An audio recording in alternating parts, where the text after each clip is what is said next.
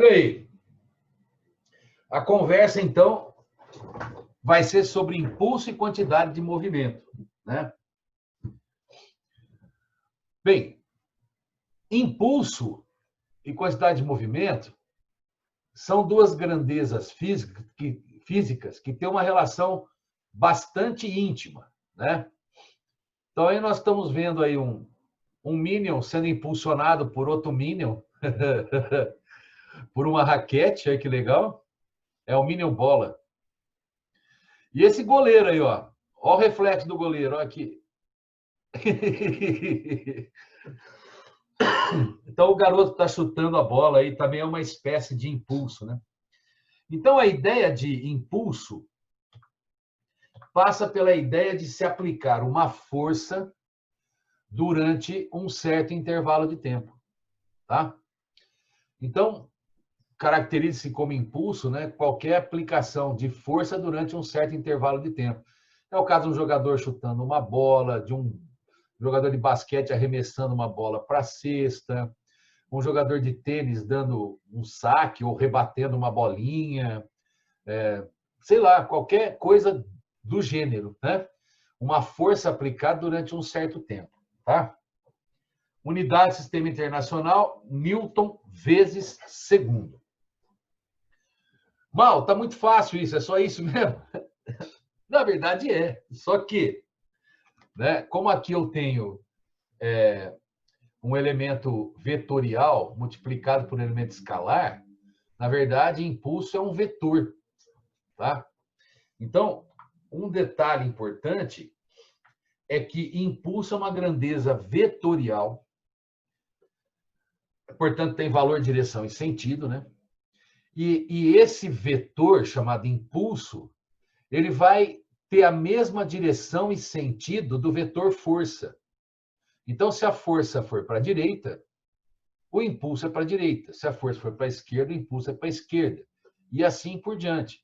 Quer dizer, o impulso gerado por uma força tem a mesma direção e sentido dessa força.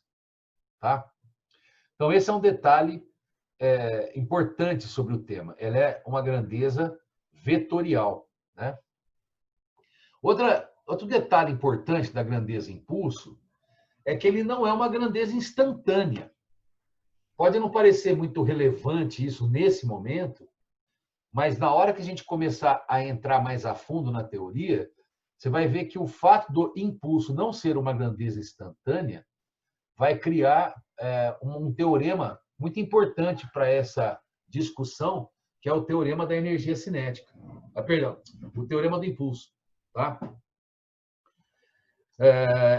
Que vai culminar no que nós chamamos de conservação da quantidade de movimento. Então, o fato do impulso depender de um intervalo de tempo para ele existir, implica que ele não é uma grandeza instantânea, ele precisa de um intervalo de tempo, mesmo que pequeno, tá? Não tão pequeno ao ponto de tender a zero, mas um intervalo de tempo que seja mensurável, tá bom? E outro fator relevante é que, assim, essa equação ela é muito útil para quando você está lidando com forças que são constantes. Tá? Uma força que tenha um valor que seja sempre o mesmo. Se a força for do tipo variável, como é o caso, por exemplo, da força elástica, que varia com a deformação, né? Ou qualquer outra força que tenha o seu valor variado ao longo do tempo, implica que esse caminho já não sai. Né? Então, a gente teria que recorrer ao cálculo diferencial integral, que para nós significa ou trabalhar com a tangente ou trabalhar com a área. Tá? No caso, será a área. Então, se a força for variável, o examinador vai te fornecer um gráfico da força pelo tempo. Não obrigatoriamente esse gráfico, né? Pode ser um estilo de gráfico qualquer, desde que forme, né, uma figura geométrica que você seja capaz de calcular a área, porque o impulso vai ser obtido através da área desse gráfico força-tempo. Tá? Agora, A outra grandeza, que é a quantidade de movimento, que está no mesmo capítulo do impulso, ela representa a ideia de medir a dificuldade para alterar o movimento de um corpo. Ou seja, quanto maior for esse elemento, a quantidade de movimento, mais difícil é provocar mudança no movimento de um corpo. Então, a ideia da quantidade de movimento é a ideia de nos dar um número que define o quão difícil será promover a alteração de alguma espécie no movimento de um corpo.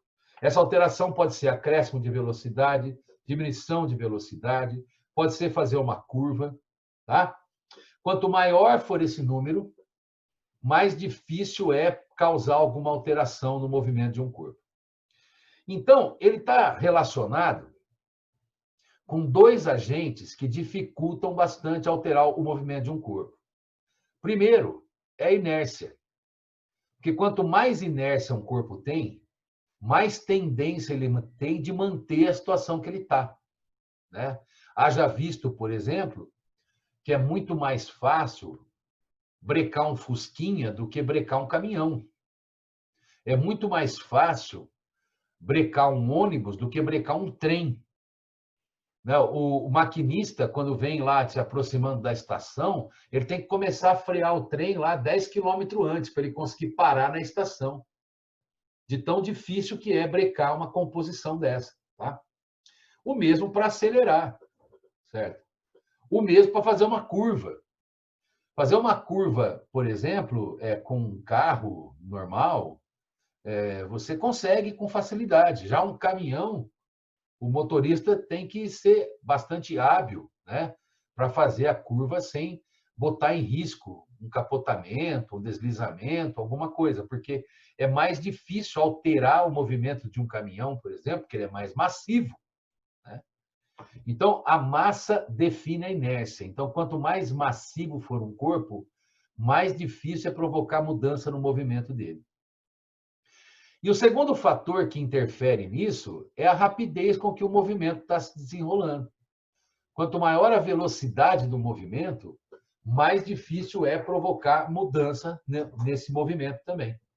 Tá? Haja visto, por exemplo, né, que é recomendado, quando você está viajando numa estrada, manter uma certa distância do veículo da frente, porque alterar a velocidade do carro, brecando ele, né, se houver um acidente na sua frente, vai demandar um certo intervalo de tempo, porque vai ser difícil frear instantaneamente, né? Então, você tem mais dificuldade em reduzir, parar o carro, se você tiver a 100 km por hora, ou se você tiver a 40.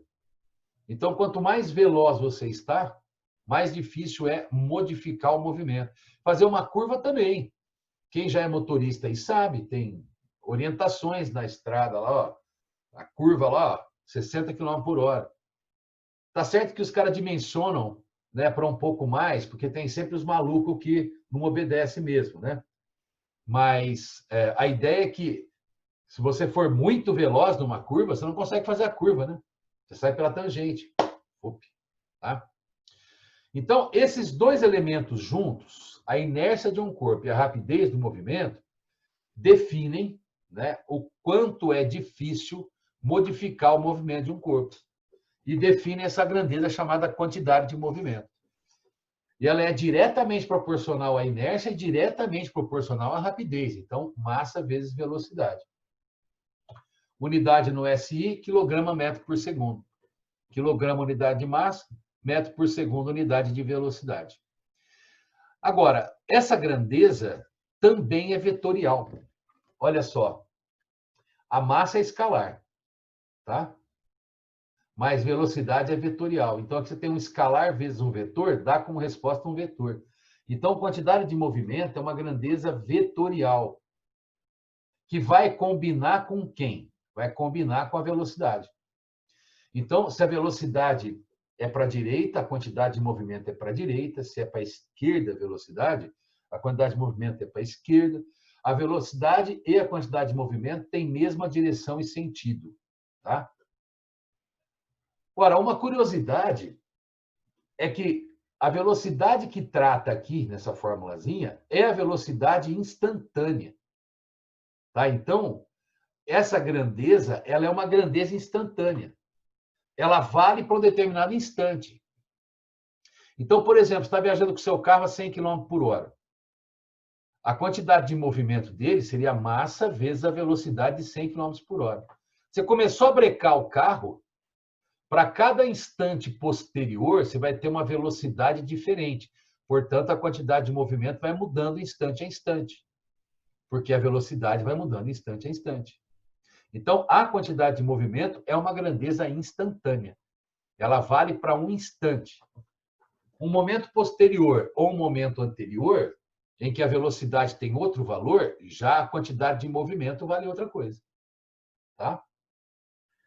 E uma coisa também que pode parecer não ter muita importância nesse momento é que eu posso querer medir a quantidade de movimento de um sistema de partículas e não de um elemento só.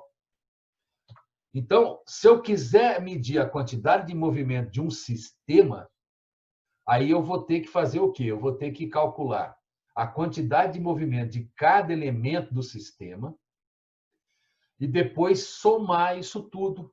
Mas é uma soma vetorial, não uma soma numérica.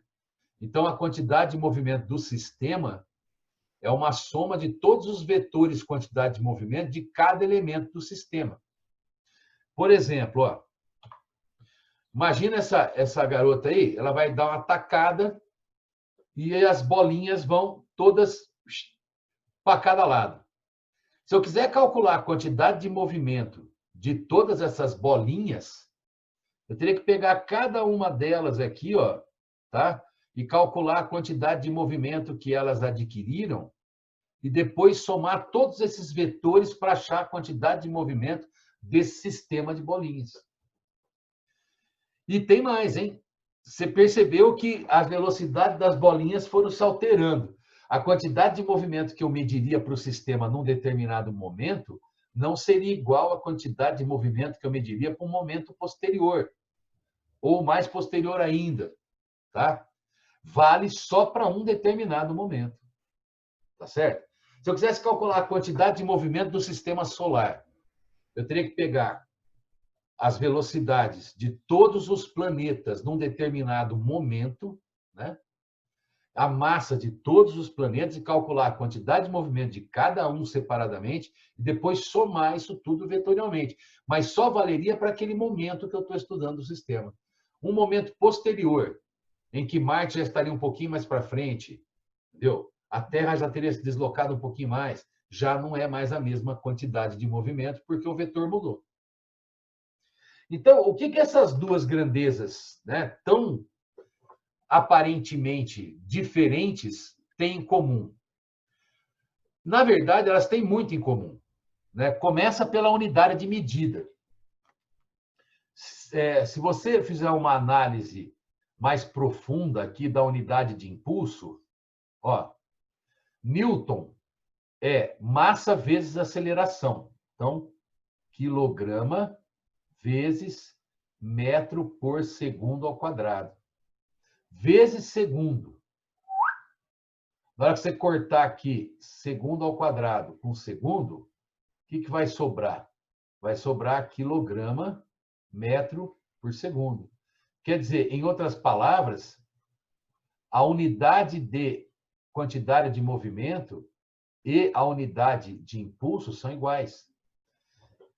Isso cria uma relação muito forte entre grandezas, galera. Tá?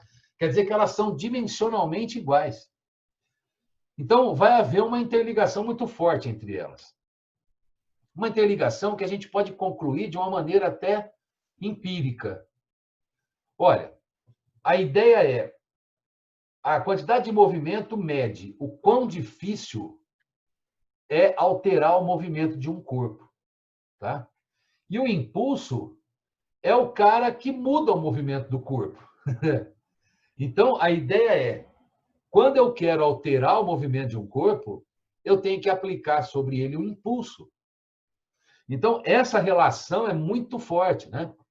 Se eu quero aumentar a velocidade de um veículo, eu tenho que aplicar um impulso a favor do movimento para que a velocidade cresça. Se eu quero reduzir a quantidade de movimento, eu tenho que aplicar um impulso contra o movimento do corpo para poder brecá-lo. Se eu quero fazer uma curva, eu tenho que aplicar um impulso perpendicular ao movimento para ele fazer a curva. Tá? Então, o impulso é o cara que provoca variação na quantidade de movimento de um corpo. É o impulso que vai gerar alguma mudança no movimento. Então, tem um teorema que faz isso. Chama-se teorema do impulso. Se a gente partir da definição de impulso, que é força vezes tempo, né? A gente pode trocar força pelo produto massa vezes aceleração. E a gente pode buscar lá na cinemática a definição de aceleração vezes intervalo de tempo, que é a variação da velocidade. Então, se você trocar isso aqui por ΔV, impulso é igual a m vezes ΔV. Mas o que é o tal do ΔV? O ΔV é a velocidade final menos a inicial. Então, está aí. Sendo assim, então, aplicando distributiva aqui, ó, mv menos mv0, você tem a quantidade de movimento final do movimento menos a quantidade de movimento que tinha no início. Isso quer dizer variação da quantidade de movimento. Então, esse é o teorema do impulso. O impulso é o cara que provoca variação na quantidade de movimento. Tá? Então, deixa eu te mostrar uns exemplozinhos de aplicação desses elementos. Talvez hoje fique nisso, mas você vai poder tentar fazer as questões 1 e 2 da apostila, tá?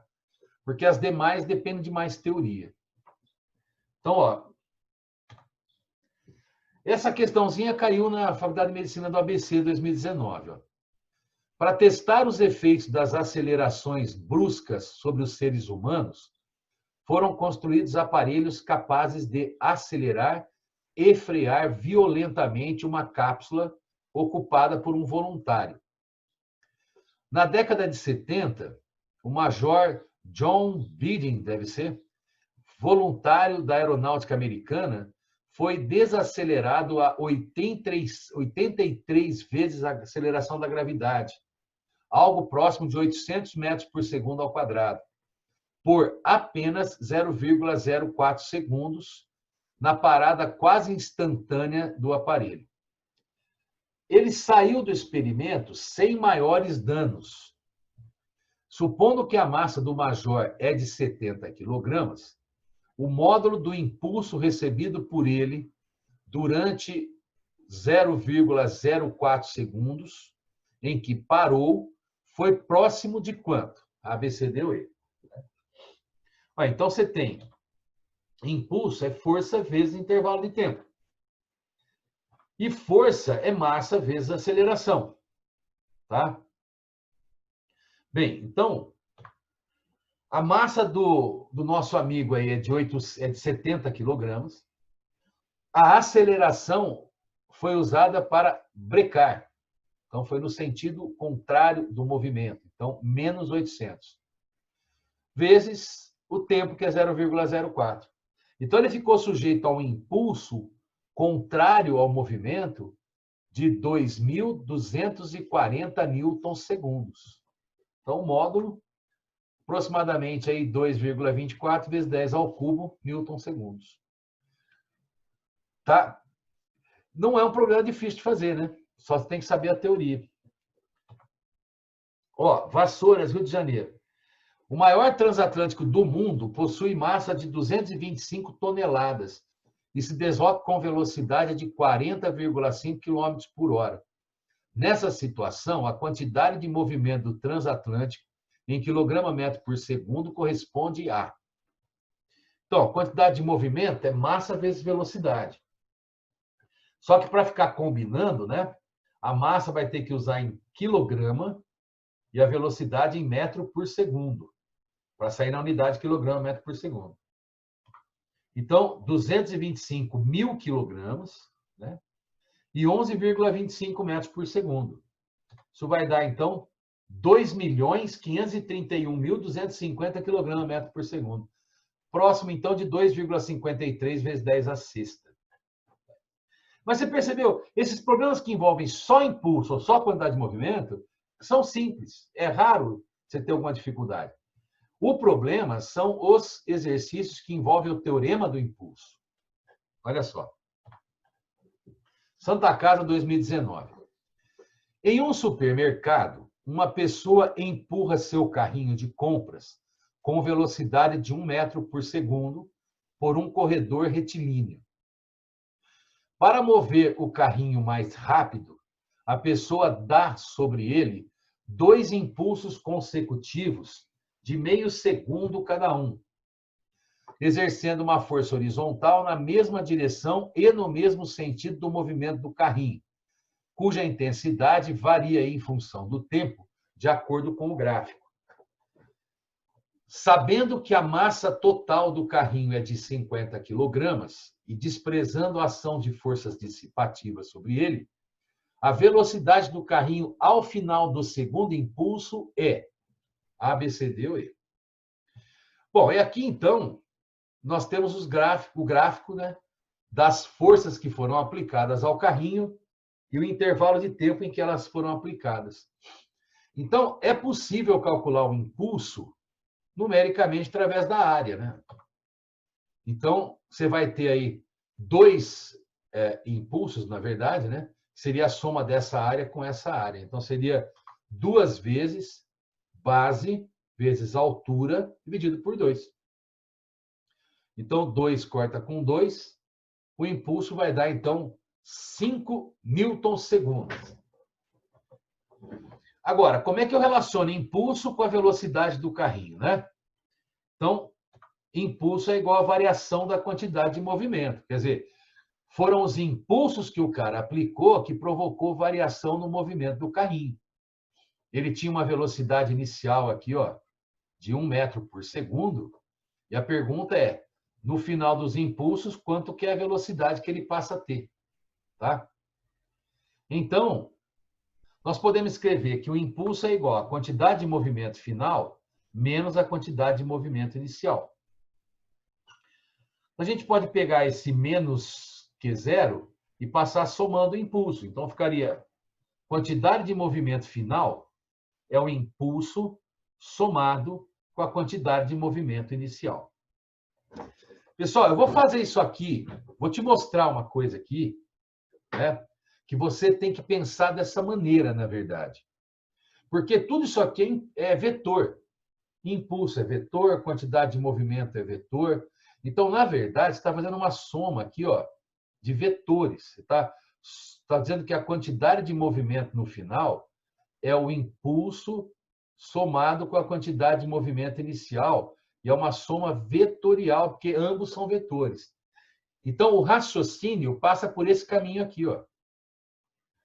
O vetor quantidade de movimento final é o vetor impulso somado com o vetor quantidade de movimento. E como eles têm mesma direção e sentido, a soma vai ser realmente a soma direta dos valores deles, porque quando 2 vetores têm mesma direção e sentido, para somar, é só somar direto, como se fosse número. Tá? Então, seria assim, ó.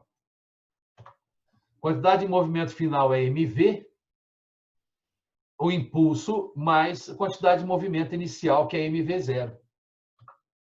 Então, 50v igual a 5 mais 50 vezes 1, né? Que a quantidade de movimento inicial é... Aliás, a velocidade inicial é 1. Então, vai dar 55 por 50, que é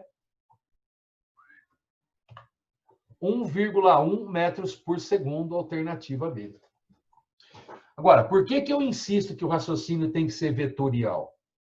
Embora, em algumas situações como essa aqui, dá até para fazer como se fosse número, porque, na verdade, os vetores têm mesma direção e sentido, então dá para trabalhar até como se fossem números. Mas cuidado, você está trabalhando com vetores. E por que eu chamo a atenção disso? Porque aí o aluno encontra um problema desse tipo aqui, ó, e ele esquece que essas grandezas são vetoriais. Ó, FAMERP 2017. Durante uma partida de sinuca, um jogador, impossibilitado de atingir diretamente a bola vermelha, decide utilizar a tabela da mesa. Ele dá uma tacada na bola branca, que, seguindo a trajetória tracejada indicada na figura, com velocidade escalar constante de módulo V, acerta a bola vermelha. Sabendo que a massa da bola branca é m, sendo m a massa da bola branca, o módulo do impulso sofrido por essa bola na colisão contra a tabela da mesa foi igual a quanto? ABCD ou E. Então, ó, a bola diz que vai chegar aqui, ó, vai caminhar aqui o tempo todo com velocidade constante v. Ou seja, né, ela vai ter uma velocidade aqui o tempo todo valendo v. Inclusive, depois que ela tromba com a mesa, ela tem velocidade v. Ou seja, ela viaja com velocidade constante v. Né? Então, você tem massa e velocidade, que é impulso. Então, o cara está te empurrando para o teorema do impulso. Impulso é igual à variação da quantidade de movimento, que seria a quantidade de movimento final menos a inicial. É aqui que você tem que lembrar que você está fazendo uma conta vetorial. Você está dizendo que o impulso é o vetor quantidade de movimento final menos o vetor quantidade de movimento inicial. E fazer conta com vetor nem sempre é igual a fazer conta com número, né? Então, como que são esses vetores aqui? Vamos lá. A quantidade de movimento inicial é um vetor que combina com a velocidade que ele tem no início. Portanto, seria um vetor que tem essa direção e sentido da velocidade inicial. O vetor quantidade de movimento final é um vetor que tem mesma direção e sentido da velocidade final. Portanto, esse seria o vetor que representa a quantidade de movimento inicial e esse o vetor que representa a quantidade de movimento final. Ambos valem mv, porque a massa da bola branca é m e a velocidade é v, tanto antes da colisão quanto depois da colisão com a mesa. Tá? Só que na hora de fazer a subtração desses dois vetores, eu posso usar, por exemplo, uma técnica, a regra do polígono, que seria colocar os vetores na sequência. Então, ó, quantidade de movimento final. Na sequência, eu vou copiar o vetor menos Q0. O vetor menos Q0 tem sentido oposto ao Q0. Então, seria assim, ó, menos Q0. E o resultado é o vetor que fecha o polígono. Vem lá do primeiro para o último. Pum. Esse cara representa o impulso.